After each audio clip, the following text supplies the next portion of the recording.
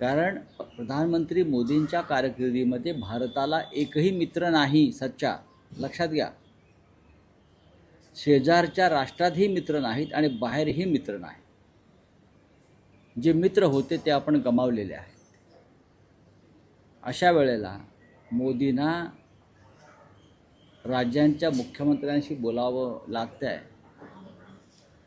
पण 27 दिवस का लागले?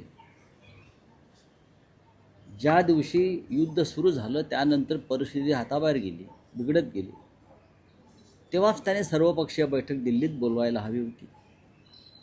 त्या बैठकीला त्यांनी स्वतः उपस्थित राहायला हवं होतं. त्यानंतर राज्याचे सर्व मुख्यमंत्री, याशिवाय राज्याचे अन्न व नागरी पुरवठा मंत्री, बरं का, फूड सप्लाय, सिव्हिल सप्लाय, हे जे मंत्री आहेत त्यांच्याशीही त्यांनाही त्यांनी मार्गदर्शन करण्याची आवश्यकता होती. आपण देशाचे नेते आहात, आपण एका राज्याचे किंवा एका पक्षाचे पंतप्रधान नाही आहात मोदीजी.